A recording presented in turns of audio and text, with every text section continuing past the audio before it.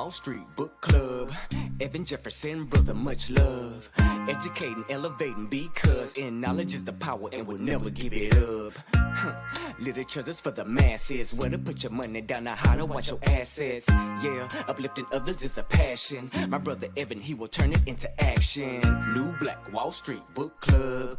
You should come read with us. Yeah, we comprehend and discuss. If we all just come together, there's no limit for us.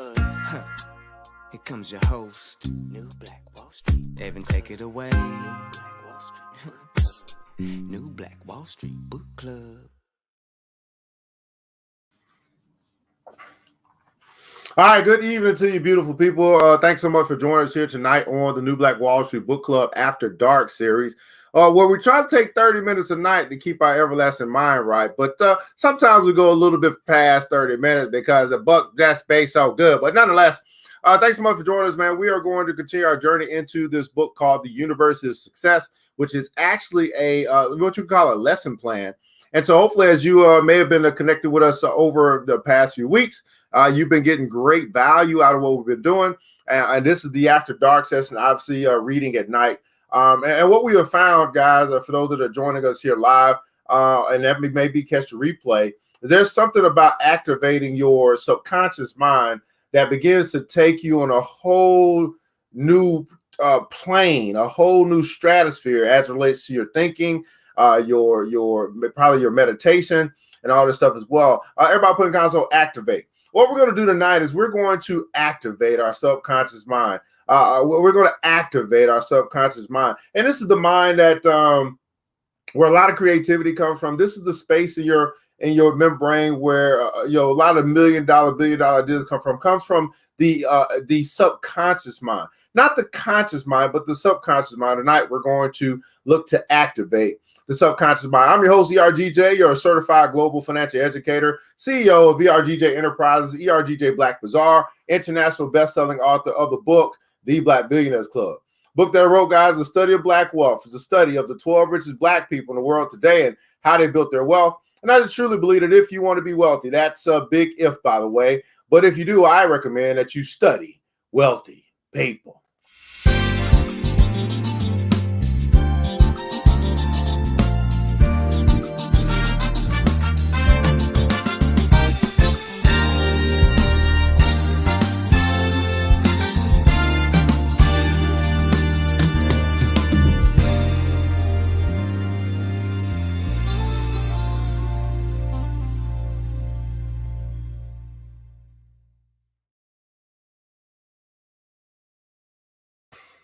All right, we're making it through slowly but surely, guys. But that's the book that we're reading for our morning book club, which is going to be Monday through Friday at 7 a.m. Eastern Standard Time.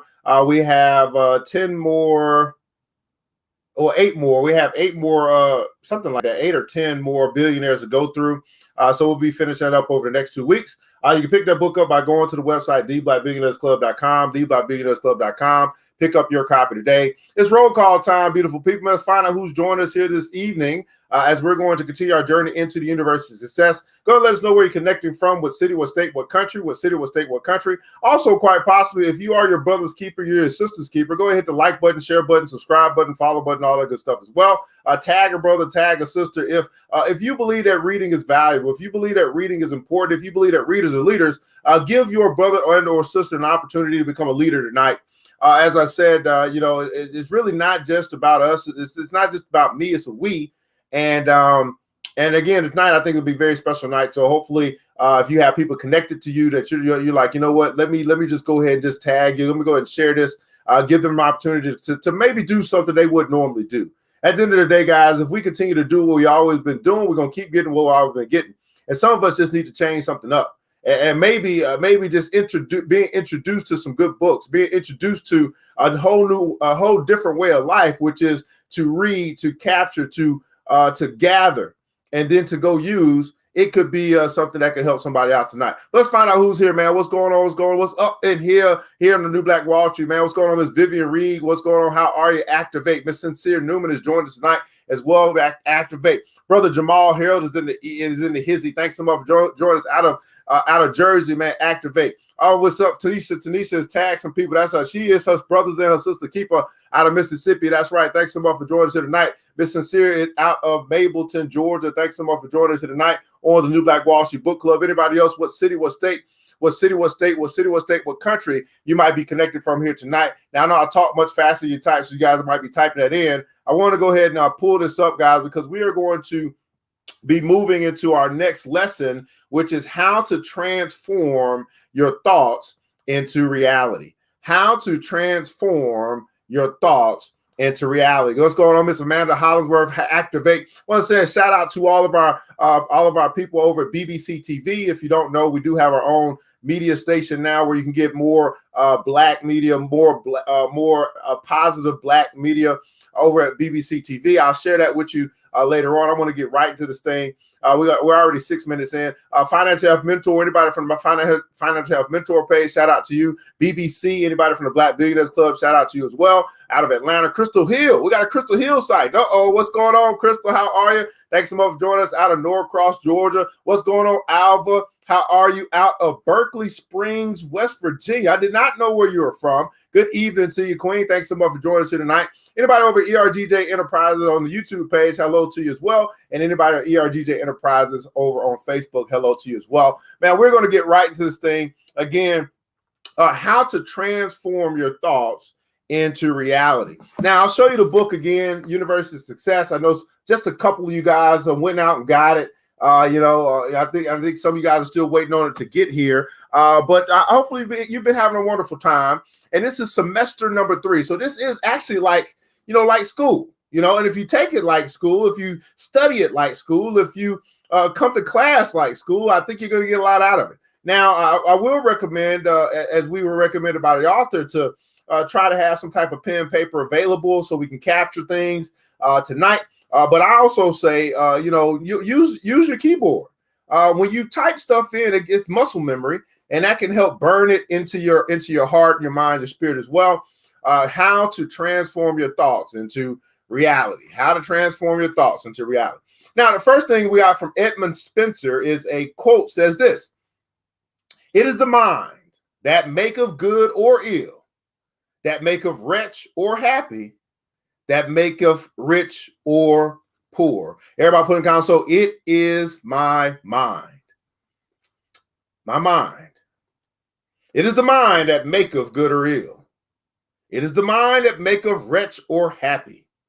It is the mind that makes rich or poor. As we head into semester number 3, lesson number 11, how to transform your thoughts into reality, we have another quote. And this quote, or another, I guess this is a quote. And it says this: "All that you accomplish or fail to accomplish with your life is the direct results of your thoughts." All that you accomplish or all that you fail to accomplish with your life is the direct results of your thoughts. That tells me, man, I better start thinking about what I'm thinking about. Let me read this again. All that you accomplish. Everybody put in console all in capital letters. All that you accomplish or all that you fail to accomplish with your life is the direct results of your thoughts. Now, lesson number 11 is going to come from a brother that you probably have heard of before. Very popular brother, although he wasn't popular back when he was writing stuff. His name is James Allen. And James Allen wrote the book As a Man Thinketh, by the way. As a Man Thinketh. I got that book too. I probably had to pull that out for you guys, because I got some books that you guys just really need to be exposed to. That's right, man. Jamal, Mr. Harold All. That's right. Miss Vivian All. That's right. Amanda Hollingsworth All. Sincere Newman All. Alva T. Bode All. Lesson number 11, how to transform your thoughts into reality. This is going to come from James Allen. New Black Wall Street Book Club. Let's read. I had to get a new chair, man. This ain't going to work. All right, already with 2 important semesters under your belt, you have a much greater understanding of why you are the way you are. And more important, you're beginning to realize that you need not be Superman or Wonder Woman in order to accomplish great things with your life. Now, with your groundwork in place and the awareness of your potential so multiplied, are you ready to take that first step forward. Are you ready? Not quite. Not until you digest one of the oldest principles of success. You are literally what you think. And your character is the complete sum of all your thoughts. You are what you think. Everybody put down, so I am what I think. I am what I think. So, what are you thinking now and tomorrow and next month is what you will eventually become.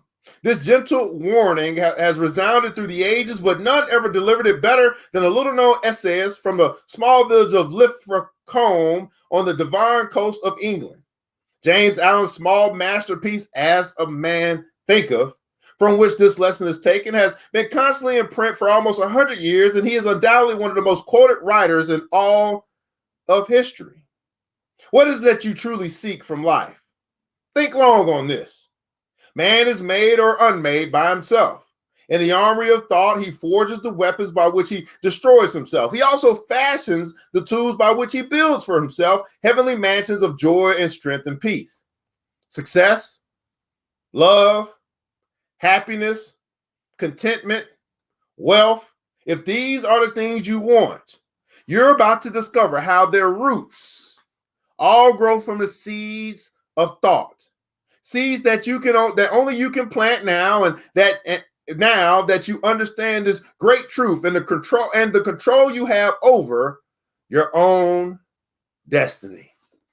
What's going on, man? That's right, James Allen, As a Man Thinketh, another great book I would recommend that you get if you don't have that book. What have you been reading? What have you been buying?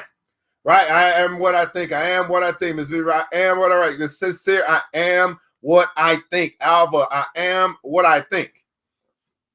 Let's get into this thing. James Allen, one of the greatest authors of all time. As a Man Thinketh. Let's get it. All that a man achieves and all that he fails to achieve is the direct results of his own thoughts. In a justly ordered universe where loss of equipoise would mean total destruction, individual responsibility must be absolute. A man's weakness and strength, purity and impurity are his own, and not another man's. They are brought about by himself and not by another. And they can only be altered by himself, never by another. Now, one of the things that you hear me say all the time, beautiful people, is the most difficult thing to change is another person's mind. The most difficult thing to change is another person's mind. Matter of fact, we might even say that it's impossible to change how someone else thinks, because ultimately they have to change it themselves if they feel like it needs to be changed. His condition is also his own and not another man's. His suffering and his happiness are evolved from within. As he thinks, so is he. That's the whole premise of this concept that we're going to be talking about tonight. Comes from the Bible. As a man thinketh, so is he. As a woman thinketh, so is she. Go ahead and put that in the comments below, whether you're a man or a woman. As a man thinketh, so is he. As a woman thinketh, so is she. Now, here's the interesting thing about this when I just say that, because as I come to the women, a lot of time it's as a woman feeleth, how she feels. So is she, but let's just get back to the book. As a man thinketh. Something about those thoughts. Feelings are very valid as well, but it's something about those thoughts. Now, here's the thing. As he thinks, so is he. As he continues to think, so he remains. As he thinks, so is he. As he continues to think, so he remains. So that moves us to a space where you can't blame anyone else for the mental jail that you find yourself in, because you keep thinking the same way that you've been thinking. And maybe you haven't been exposed to the great books that we continue to read here at the New Black Wall Street Book Club. I don't know. Maybe you don't hang around people who think differently than you that can give you some different ideas that might help spark some different thoughts in your mind. Maybe you keep hanging around the same people, having the same conversations. I don't know. As a man thinketh, so is he. As he continues to think, so he remains. A strong man cannot help a weaker unless the weaker is willing to be helped. That's what lesson I had to learn for myself. I tell you, God been on me about, hey, God simply told me, stop trying to help people who are unwilling to help themselves. A stronger man cannot help a weaker unless the weaker is willing to be helped. And even then, the weak man must become strong of himself. He must, by his own efforts, everybody putting console on my own efforts, by his own efforts, develop the strength which he admires in another. None but himself can alter his condition. No one can change your life but you. No one. And I'm telling you, this is very difficult because as I say, I'm my brother's keeper, I'm my sister's keeper. I'm trying to help so many people. This is really hitting home. I can't change your life. I can't. I'm not your savior. I can't change your life. Maybe there's something I say that might spark some seed of thought in you. I don't know. I can't change your life. Matter of fact, I've been doing this so long, I realized shit, most people ain't changing no way. Because they don't want to change.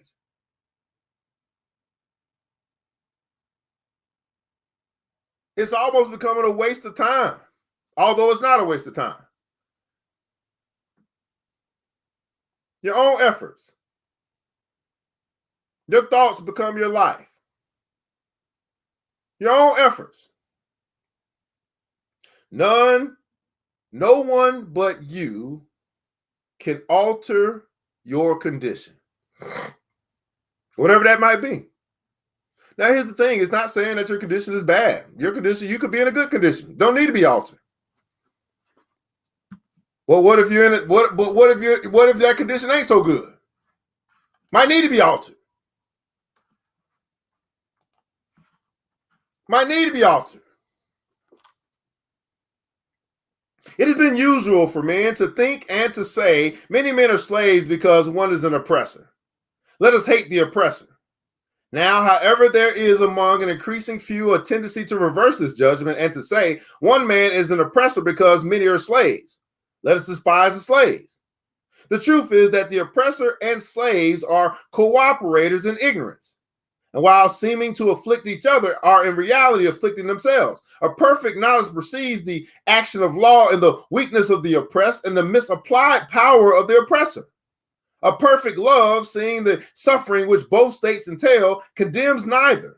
A perfect compassion embraces both oppressor and oppressed. He who has conquered weakness and has put away all selfish thoughts belongs neither to oppressor nor oppressed. He is free. A man can only rise, conquer, and achieve by lifting up his thoughts. He can only remain weak and abject and miserable by refusing to lift up his thoughts.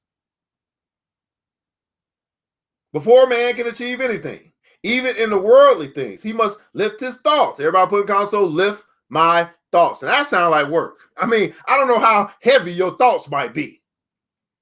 Lift my thoughts. Man, Jamal said, man, definitely not a waste of time. I appreciate you, brother, showing up. You might want better. I know that's right. My dad, you say your life is your problem. Fix this shit. Fix the shit. Hey, that's a good quote right there. Hey, your dad's smart man.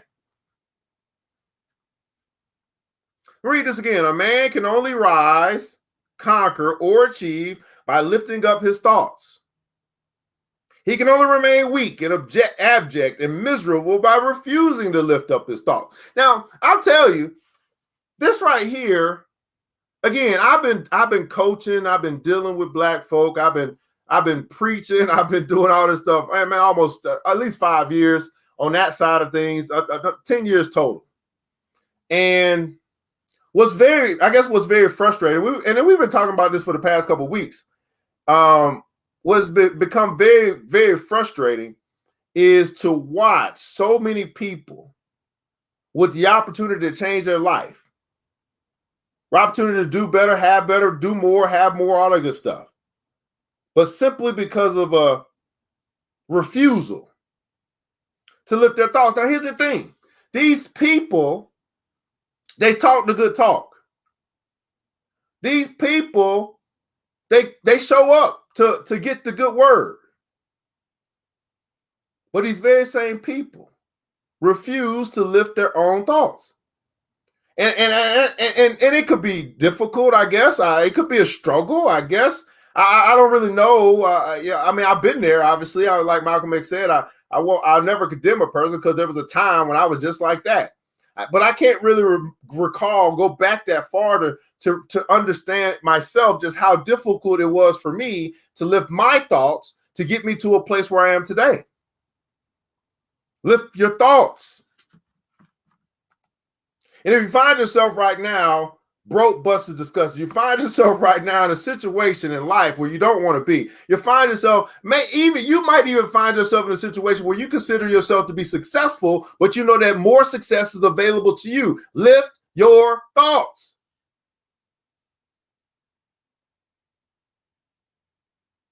Now, for some of us, we might be like, what is this lifting my thought thing? I mean, I think. And I don't even know if I can define what lifting your thoughts is. I don't even know if I can define it. I just know that the good book says this. Your thoughts are not my thoughts. Your ways are not my ways. So that tells me that there are greater thoughts available. That tells me there are greater ways that are available that I might not be tapping into. I might not be participating in. I might be missing out on. And then when I think about, well, why would I be missing out on something that's available to me, that's better available to me, and I have access to it? Says to me, I probably got a pride problem. I probably got an asking problem. I probably got an ego problem. I probably got a selfish problem, a stubborn problem, a won't listen problem. If higher thoughts are available, if greater ways are available, and I'm not taking advantage of it, and these are greater ways that can push me forward, these are higher thoughts that can lift me out of poverty or whatever it is I might be dealing with, and I'm not taking advantage of it, says to me, I got a problem. I got some type of attitude problem. I got some type of issue that I have yet to address. And that issue might be keeping me from lifting my thoughts. I'm not going to talk about nobody tonight. This is all me. If I realize, I mean, to me, this is logical. This stuff is available. I'm not taking advantage of it. I know it's there. I could take advantage of it. I must got a problem. Because I damn sure don't want my life to be abject. I damn sure don't want my life to be miserable. I got to tap in. I got to figure this shit out.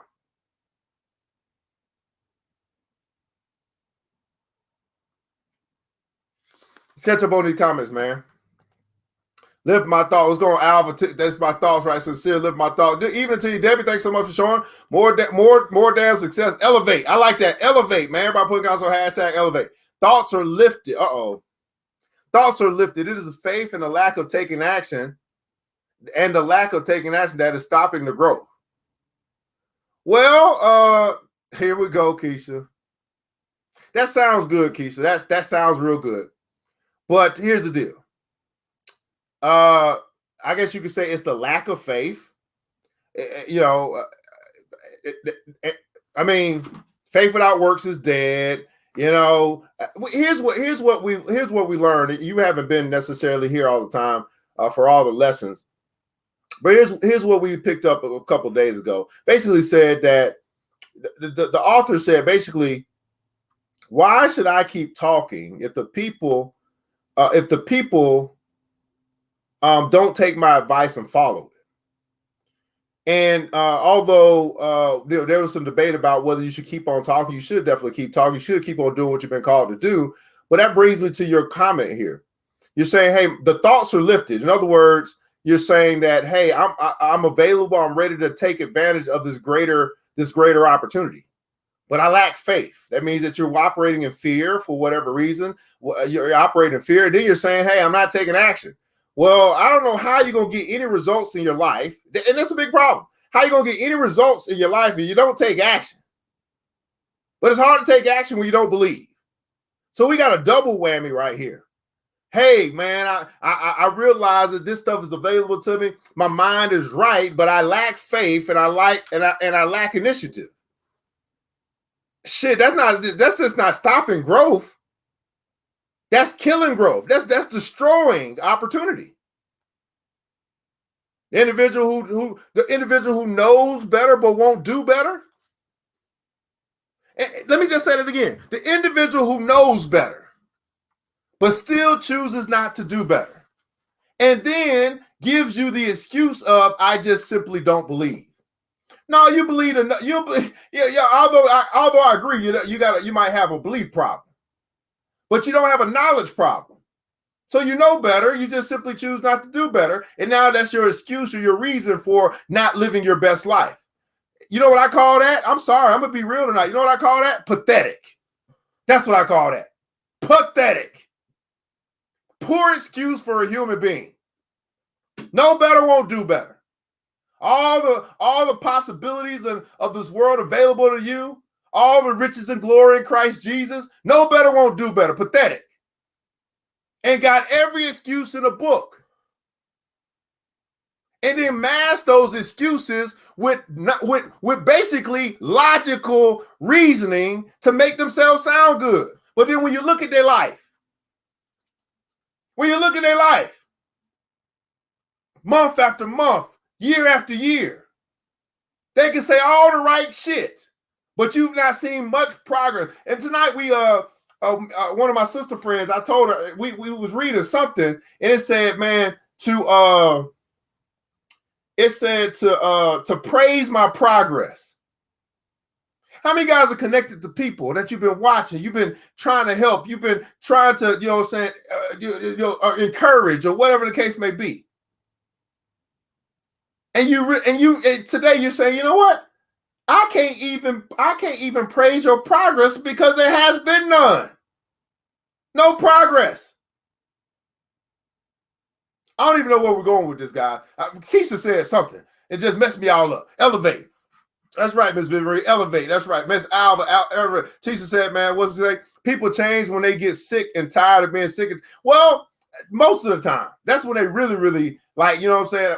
Well, I agree. About 90% of that I agree with Miss Teacher, because I'm telling you, man, I wasn't sick and tired. My change as far as my health, my eating, my diet and stuff like that, it wasn't because I was sick and tired. I didn't change because I was sick and tired. I changed because I was about to goddamn die. I was on my way to the upper room. For real. Like, for real, man. If it wasn't for my sister friend who pointed some shit out to me, and my willingness to listen, and my will to say, you know what, I got to do something different, and I started doing something different, and that led to, led to a little bit better health in my life. I was on my way to the upper room, and I didn't even know it. Think about this for a second, guys. That's why I keep telling y'all, man, you keep thinking you got time. You keep thinking you got time. I did not recognize, I did not realize all the shit that I be talking and all the stuff that I do in other areas of my life, one of the most important areas of my life, I was neglecting. I was on my way to the upper room and didn't even know it. And the same can be said for many of you that are watching right now. You don't even know it. You think you know. But then you get that knock on the door, you get that call. It's time to go. You ain't ready to go. I thank God, man, that I listened, that I was willing to listen, that I was available to change. And here's what I learned. 10 years of neglect of my eating, 10 years of eating shit, 10 years of eating trash, 10 years of Oreos, 10 years of cheeses, 10 years of shit that wasn't good for me. 10 years of neglect was altered or was changed or repaired in 10 days. It didn't take that long. Once I realized I'm on my way out of this motherfucker, I changed because I wanted to live. I want to live. And when I talk about these individuals in your life that you watch, that you want to help, you can't help. What God told me, He told me, stop trying to help people who don't want to help themselves. You go do what you've been called to do. You go do what you do best. And if they change, you know what I'm saying? We put that notch up under your belt, but you got to keep going. You got more things to accomplish while you're here on the earth. I'll get back to the book, man, but we're gonna go a little bit longer than 30 minutes. It is what it is. A prisoner if oneself. Man, I no longer have issues pertaining to asking for help and listening. Elevation. That's right. I'm about elevation. That's right. What's going on, Miss Keisha? Right. I agree. Might be too late. But I know that's right. You man, listen. Listen, man. Take control of your life. What we talking about tonight? We're talking about it tonight. Right? How to turn your thoughts into reality. Hopefully those thoughts are good thoughts. Miss Phyllis George, guys, Phyllis George site. I seen you in a while. Time waits for no one. Teaches high blood pressure and kept me in the ER for about 12 years ago. I wanted to live. I stopped eating pork and I changed my diet. I was tired of it. Yeah, tired of it. But here's the thing, Tisha. I'm pretty sure in that 13 years or however long you were eating pork, you wasn't, consciously or subconsciously, you wasn't thinking about high blood pressure. You were thinking about the taste of that damn pork. But then when that shit hit you in the ER, you were like, it's the goddamn pork. I got to stop. You knew exactly what it was that you had to stop eating in order to, in order to have a quality diet, in order for you to still be here today. And thank God you're still here today. 12 years later, no pills. And you look good too. I see it in your skin. That's that melanin popping. Y'all see that melanin popping? Y'all see that melanin popping? Money will not matter. I hear that. Money will not matter. Wealth, either if you in the ground. I walk my mile today. Whew. Let's keep going, man. I know this is good stuff, guys. Again, I love this. I love doing this. The reason why I do this after dark. The reason why I do the morning New Black Wall Street is because I love to do it. It has absolutely nothing to do with you. I know how valuable reading is, and I want to be that example, that shining example for our community. Whether you tune in or not, I'm going to read. I'm going to read this. I'm going to read the wisdom of the ages, so I can be wise. And I hope that you get something out of it as well. Okay, hope you get something out of it as well. Before a man can achieve anything, even in the worldly things, he must lift his thoughts above slavish animal indulgence. He may not, in order to succeed, give up all animality and selfishness by any means, but a portion of it must at least be sacrificed. A man whose first thought is bestial indulgence could neither think clearly nor plan methodically. He cannot find and develop his latent resources and would fail in any undertaking. Not having commenced only to control his thoughts, he is not in a position to control affairs or to adopt serious responsibilities. He is not fit to act independently and stand alone. But he is limited only by the thoughts which he chooses. The thoughts which he chooses. Now, as I think about this, I think about some of these thoughts. Right? Especially when you're younger. When you're 20, 25 years old, all you're thinking about is fucking. All you're thinking about is smoking the weed. All you're thinking about is drinking the alcohol. I mean, not every 20, 25-year-old, but shit, that's what I was thinking about back then.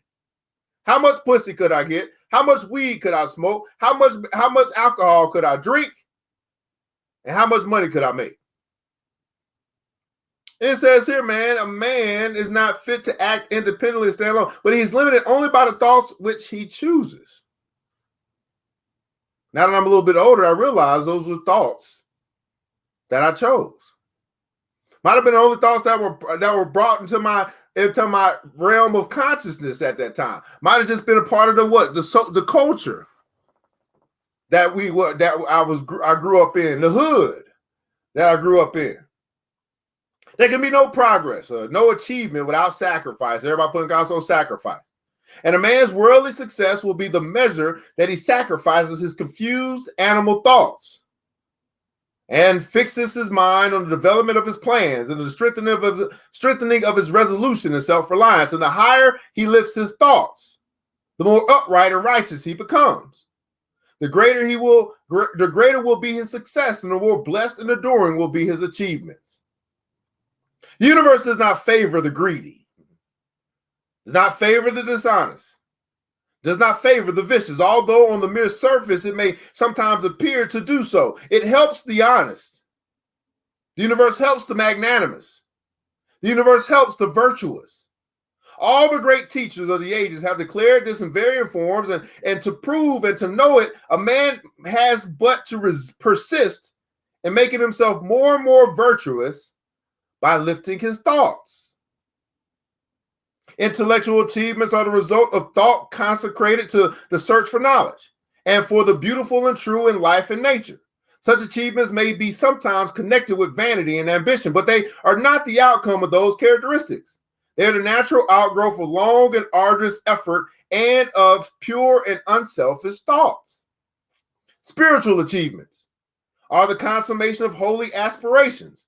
He who lives constantly in the conception of a noble and lofty thought, he who dwells upon all that is pure and unselfish, will, as surely as the sun reaches its zenith and the moon is full, become wise and noble in character and rise into a position of influence and blessedness.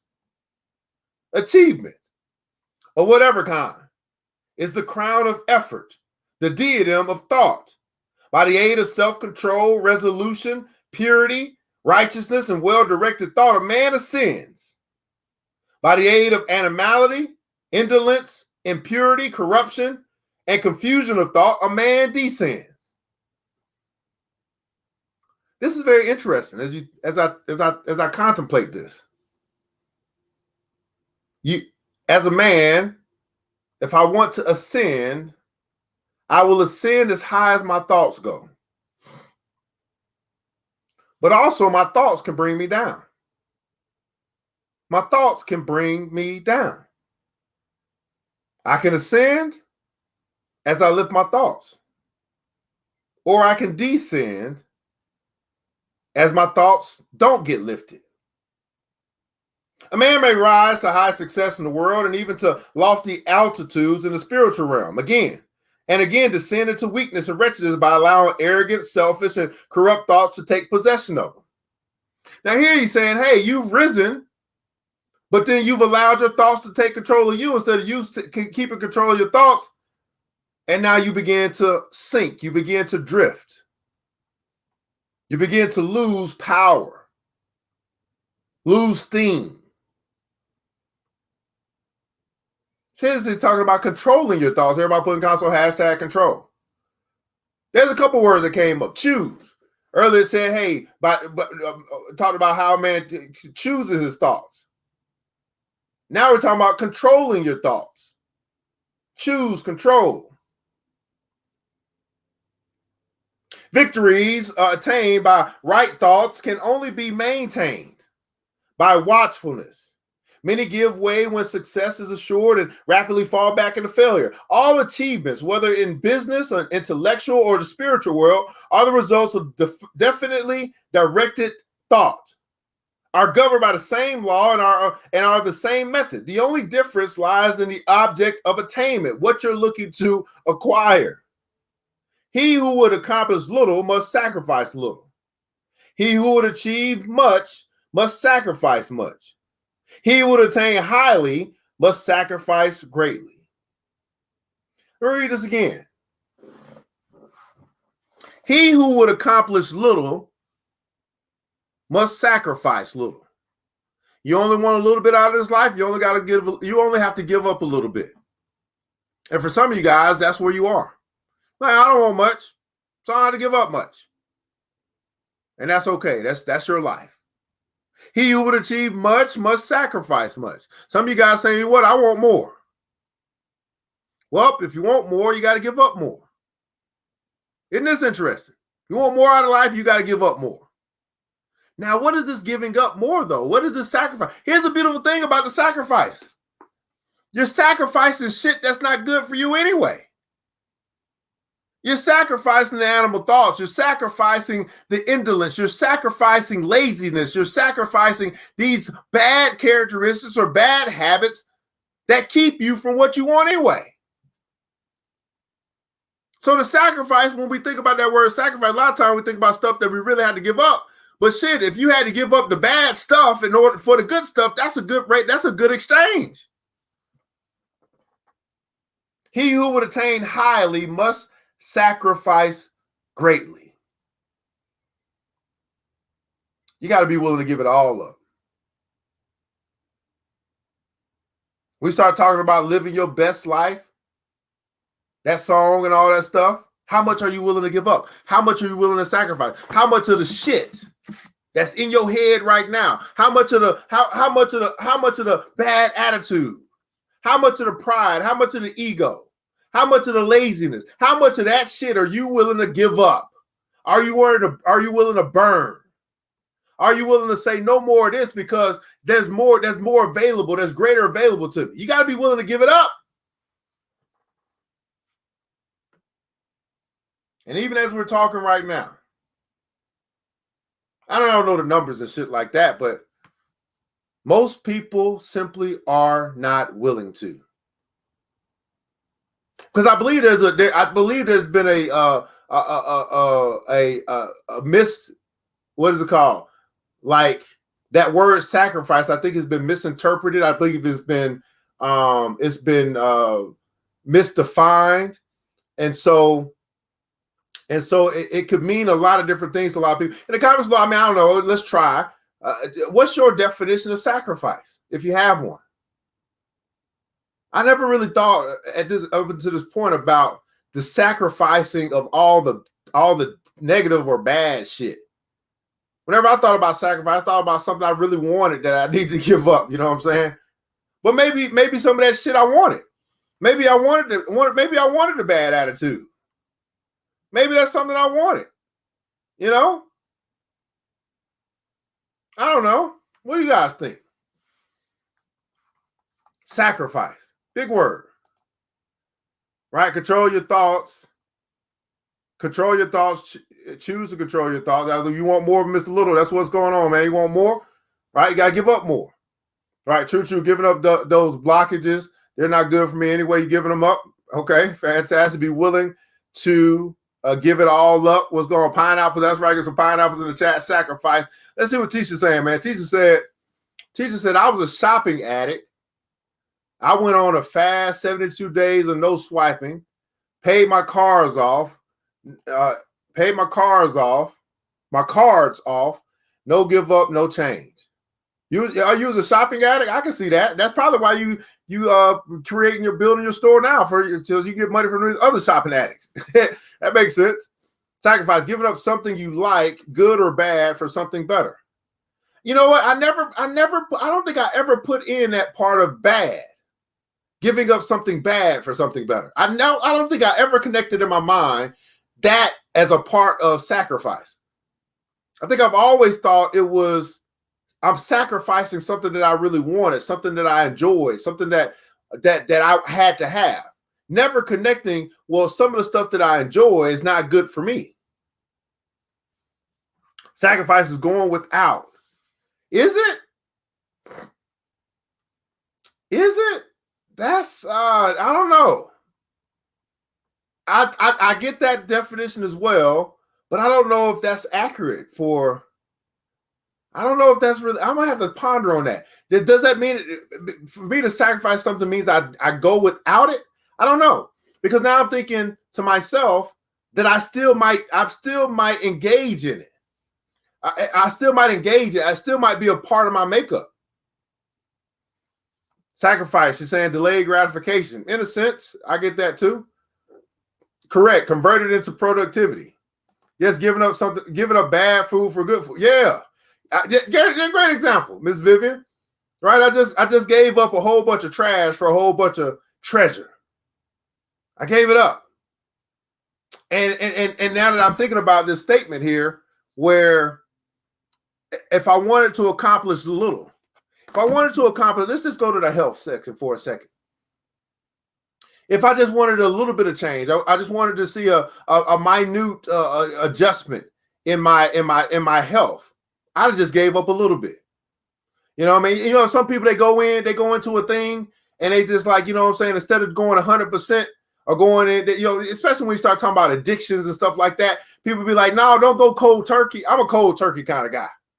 Okay, listen. This shit ain't working. I'm not going to half step my way into prosperity. I'm going full for it. The shit ain't working. Got turned around 100% balls deep. Some people don't like that. Some people are like, oh, I'll just do a little bit and then we'll see what happens, and if that works, we'll do a little bit more. So they're saying basically, you know what? I'm going to I want to accomplish just a little bit, so I'll give up a little bit. I ain't got that kind of time. When I start realizing that I was killing myself, right? Killing myself slowly or softly. I don't play around with that shit. This is my life. I went balls deep. I start throwing shit away. I start sacrificing. I start giving that shit up. And just like that. Just like that. Now, I'm not saying that works for everybody. I'm just saying, again, let's go back to what it said. He who would accomplish little must sacrifice little. Some of you guys just simply don't want it bad enough. You're not willing. You're only willing to give up a little bit. And I think sometimes you look at your life and you be like, oh, you think about it. You created this life that you live. So there's some of the stuff you really want to keep, although you know it ain't doing you no good. Some of these people you want to keep in your life, although you know they're not any good for you. Sacrifice and discipline of brothers, I agree with that. Saving money instead of spending all the time, I got you there. You still got to spend though. So it's not about spending all the time, it's about where you spend, because you're going to save the money in order to spend it. So you're going to spend the money. It's just a matter of where. So that's a whole nother conversation. Of course, that's Financial Literacy 102. I agree. Why does it have to be bad things?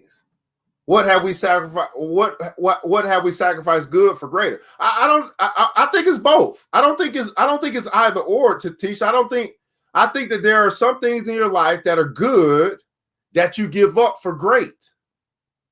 What I was saying was that I did not connect those bad things in my life that I was giving up for great. Because it doesn't always have to be something good. If I have something good going on in my life, I'm just thinking, if I have something good going on in my life, let's just say, for example, I got a good habit. I got a good habit of eating an apple a day. I don't have to sacrifice eating an apple a day so I can now eat a pineapple a day.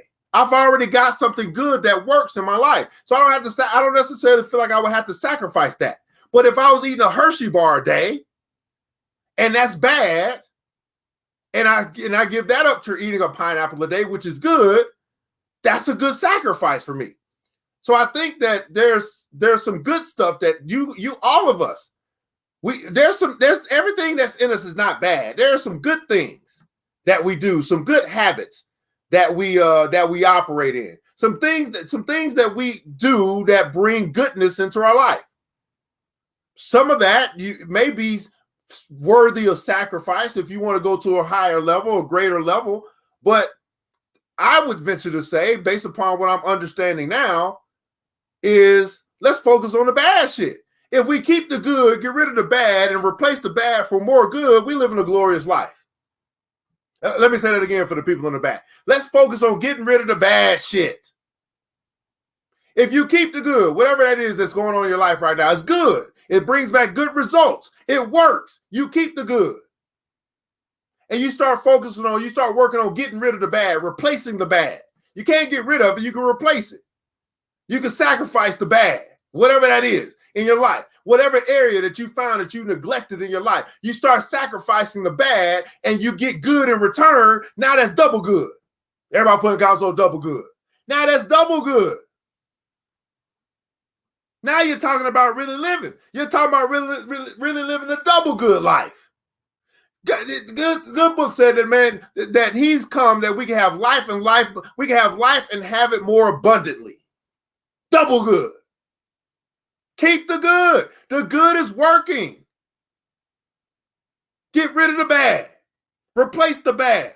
Identify the bad. Identify the bad habits. Identify that stuff. So you can live a double good life. Woo! It's getting hot up in here. Let's see, man. Got a cold turkey up in the house. I know that's right, man. Once we identify something, we just gotta get that shit up out of here. It can't stay too much long. We ain't got that kind of time. We ain't got that kind of time, man. Cold turkey over here, little. That's right. Settle Henry in the house. What's going on, man? Let's catch up on these comments, man. Get up out of here. Good evening. Sacrifice to me means giving up the things you love. Okay, comfortable doing and have been doing for a long time to get something better. that not will necessarily bring results in the short term, but that will bring things that could take a long time. I think I had that same definition, Mr. Henry. Again, wow. Now, I think this is a great conversation. Giving up the things you love. Now, to me, the things that I love are probably good. I mean, I guess there could be some things that I love that are not good for me. But again, would my father, even if you just talk about your natural father, would he want you to give up things that are good for you? That just doesn't make quite make much sense to me, to give up things that are good, unless there was something greater on the back end of what you're giving up. I'm just talking about generally speaking. I know that there are times you're going to have to give up some good to get the great. I'm not saying it as the end all be all, but as I compare, again, that word sacrifice, things I love, things I'm comfortable doing. Now, the comfortable part I get, right? It might be time to get uncomfortable. But this is such a dynamic conversation as we start to define for ourselves, because we could have had, what if we had the wrong definition the whole time? You know what I'm saying? Well, we had the wrong definition for sacrifice the whole time. And we've been trying to give up the wrong shit. If we've been trying to give up anything at all, if we wanted to accomplish more. Man, we're gonna have to continue this that way. I mean, this is really dynamic. Yes, how can I help other shopping addicts? I tell my cousin, I seen you yesterday what we get in the day. That's what I'm talking about. Pineapple moments going on. That's what I appreciate you, Brother Harold. When you Miss Vivian said, when you have to choose between life or death, you'll give up a lot to live. Now, you know what, Miss Vivian, let me tell you something. What you just said right there, this is why you frustrate me. Because Miss Vivian Reed, you got it. You got the knowledge, you got the goods, you even got, I would say you got the experience. And what that statement just said to me is that you probably have been, what I experienced myself, you probably experienced in a different way yourself. When you say that, man, listen, when that moment come between life and death, you'll give up a whole lot to live. I would be interested to hear what Miss Vivian Reed gave up to live. This is the kind of shit I'll be talking about, Vivian. This is why I get so frustrated with you. Because it's already in you. But the whole world is waiting to hear this memoir. What the fuck did Miss Vivian Reed give up to live? Because you're still here. I'm sharing with you guys the shit I gave up, but I'd be interested to hear, because I only know a little bit about your life, Miss Vivian. I know, but I know that you're still here. What did you have to give up? Anybody else for that matter? Anybody else been in a situation where Tisha shared hers with her blood pressure and stuff like that? You've been in a situation where it's life or death. And you realize at that moment, I'm willing to give up whatever the fuck I got in order to keep living.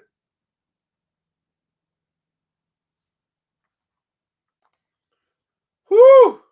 Jamal says, sleep is good, but I sacrifice for my betterment. Let me tell you something, brother. That's not a good idea. I'm starting to realize how valuable sleep is. And again, that's all relative. I don't know how long you sleep and how much sleep you get in per day or whatever. But rest is so important for your health. And so to sacrifice rest. Matter of fact, we was talking today. I was talking to a buddy of mine. He called and I said, you know what? Even the Lord, even God rested a day. So who am I to think that I don't need to rest at least a day out of the week, and God rested a day? Surely I'm not God. So rethink that one there. Now I get you, but I felt the same way, because it's this I don't know, this achievement, success, progress, you know what I'm saying, get shit done versus, and here's the thing, they got all the stuff out, sleepers for suckers and all that bullshit, man. Now listen, I'm not saying, for me, I don't sleep 8 hours a day like some people think you got to sleep 8 hours a day. That's not me. I've never been an 8 hour sleep day guy. I've been I sleep when I sleep guy. But I do kind of get naps in along the way to make up for my, 3 hours or 4 hours of sleep that I do here. But what's been important to me is the kind of sleep that I get. When I go to sleep, I'll be knocked the fuck out. Okay. Okay. I don't play around. Whenever I do lay down, when I lay down with my eyes asleep, I'll be out of this motherfucker. Okay. I get about 3 hours of that kind of sleep. I don't be pussyfooting around and be waking up and be thinking and shit. I'll be out. What kind of sleep do you get?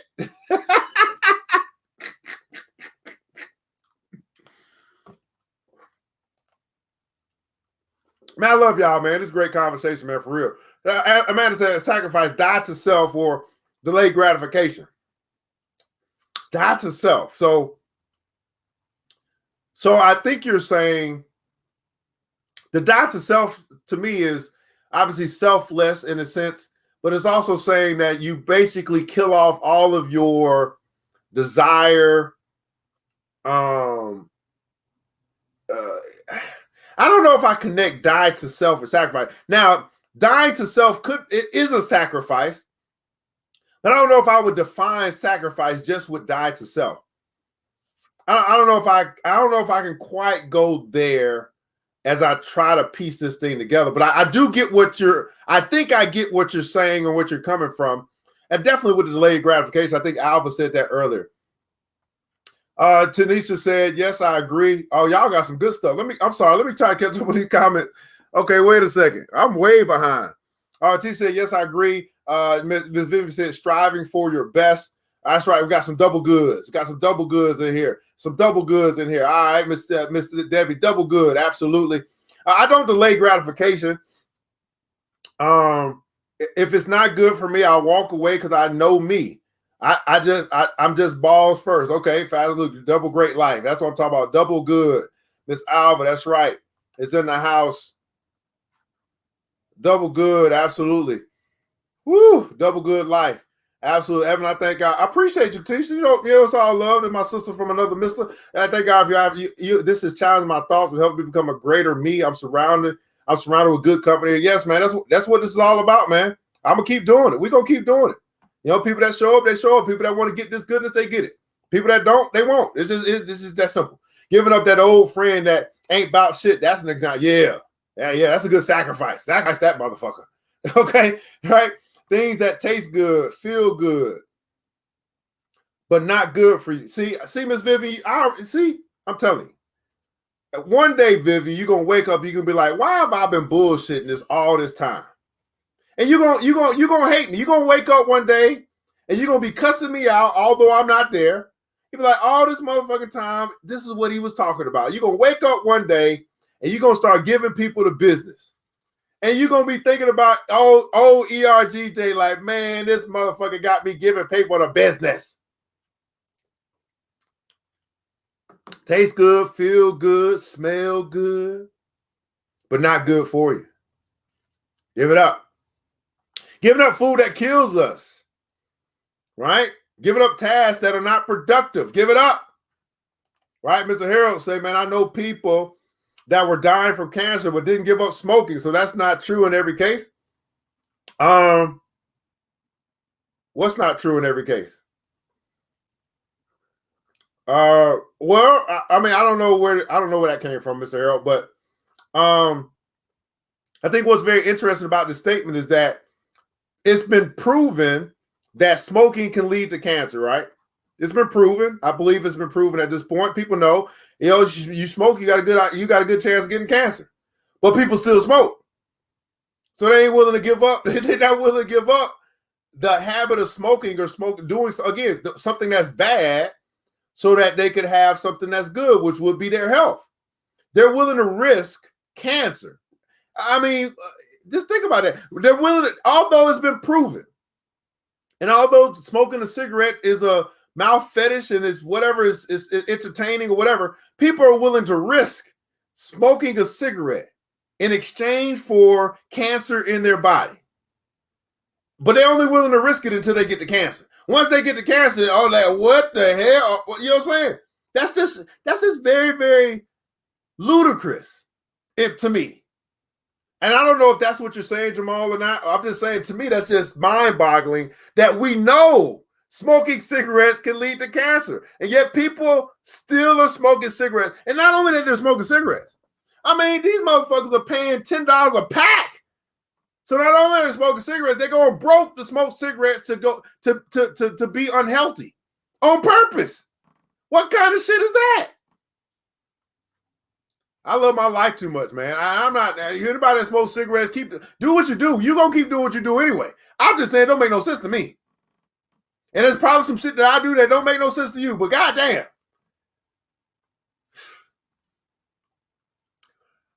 it's coming. Your book is coming, Ms. Reed. Like, sleep is needed, right? 6 to 8 hours. Smoke you one. Go to sleep. Get you that. That's right. Rest is necessary. Absolutely. Tisha said. She said a lot of people don't have the testimonies yet because they really can't. Because when you really came up or back, you will share because you're happy you made it over. That's right, man. I've been. What Mr. Jamal said, man. I've been a 5-hour sleeper for years. I don't crash. So hey, I think 5 hours sound about right for me, brother. 5 hours.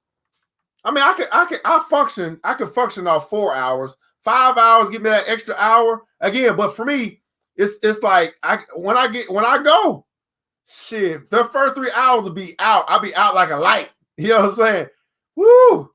Die to the old man and his ways to live the new one. Okay, wanting to live instead of dying. Yep, that's right. Guilty myself. I'm a cigar guy. I got you. I used to smoke.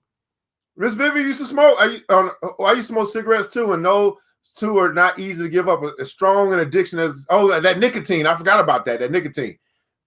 They say $10 a pack, and they holler they don't have no money. But I know that's right. Indeed, man, paying for your own demise. Absolutely.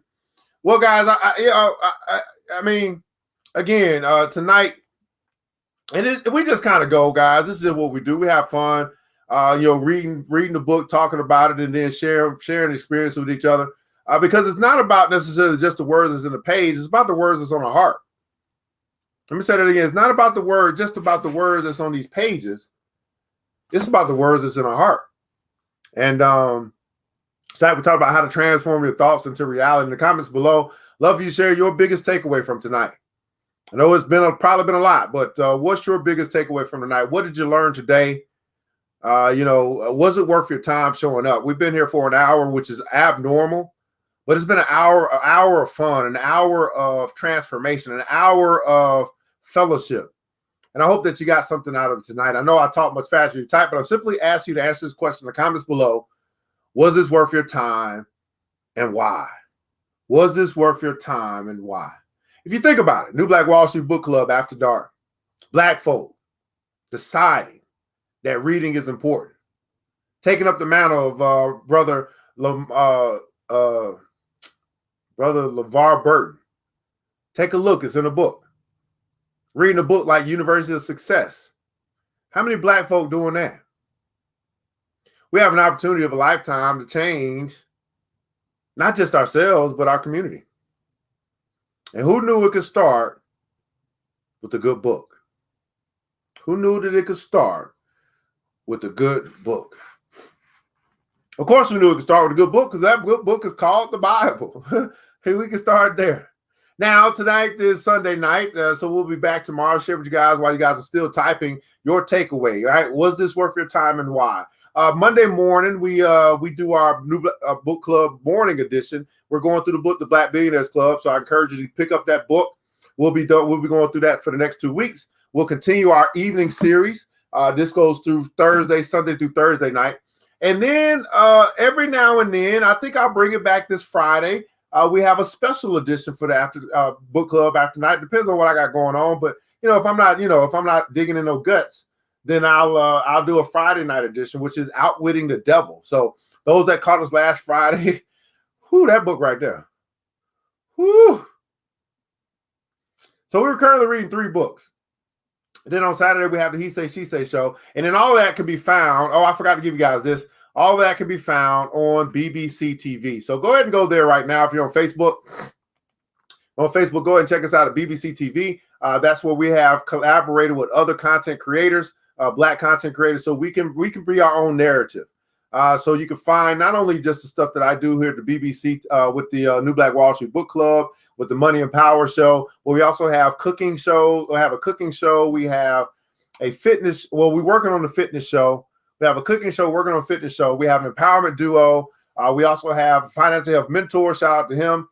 All of this can be found on BBC TV, and we're bringing more content. We have a love and relationship show. We have the He Say, She Say show. We have a men's show, a women's show, all because I believe that we must become our own media, like Dr. Claude Anderson taught us to do that. And I'm just a guy that knows how to bring people together. And so hopefully if you find that valuable, you go ahead and hit that like button, subscribe button to our new station. And you can not only pick me up as far as a content creator, but you can find some of my friends as well. And we can begin to really, set the bar for what Black, what I would say what Black media is, what Black content is, that represents us representing us is what I'm talking about. Let's catch up on these comments, man. We'll get up out of here, man. And then we'll, get us some good sleep. Hopefully we've activated our subconscious mind. I believe that we have. Miss Tisha Wright said, man, stop the BS and just do it. Always worth my time. I need to stay connected. No one can change me but me. Absolutely. Mr. Jamal here, always worth it. Transform your thoughts. Growth is limited only to your mind. Right? Mr. Hugh Little said, man, yes, this keeps everything fresh. Absolutely, man. Miss Vivian Reed, life is worth living your best, healthiest life. Absolutely. Miss Amanda Hollingsworth, great engagement on the subject of sacrifice. And think about what you are thinking about. Absolutely. That book is so powerful. Yes, it is. Digging in the guts. Y'all know that. Yeah, that's a song, but y'all know what that means. Y'all know what that means. Y'all know that. Y'all know what your boy be doing. I got to watch more when I click on No Evan. I'm like, where is Evan? I had no problem, man. I'm back, guys. I'm back 120 strong, right? Mr. Henry learned how important it is to self-search oneself and examine actions and habits. Mr. Henry in the hizzy, right? Miss Vivian Reed said, very valuable BBC TV, man. Appreciate you showing up and showing out, man. Miss Debbie, sleep is number one. Absolutely. Make sure you get your rest, and hopefully you guys get some rest tonight. But as you rest, just understand when you activate your subconscious mind, it's still going when you are sleeping.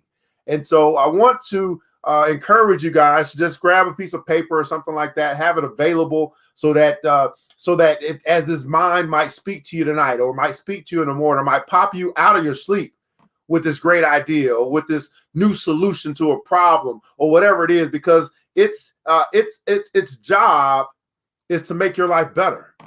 Its job is to make your life better, but it can only do that if you're willing to listen and obey. Let me say that again. The subconscious mind, the job is to make your life better. But it can only do that if you're willing to listen and obey. And sometimes in order to listen and obey, you got to capture first. That's why I'm telling you, pen and paper, so you can capture what your subconscious mind might speak to you tonight. And then you can listen, obey, and do. This is the New Black Wall Street Book Club After Dark. Hey, an hour a night to keep your everlasting mind right. I'm your host, ERGJ, Certified Global Financial Educator, CEO of ERGJ Enterprises, The Black Bazaar, and international best-selling author of the book, The Black Billionaires Club. I want you guys to remember this, that it takes a village. It starts with us. Let's build as we climb together.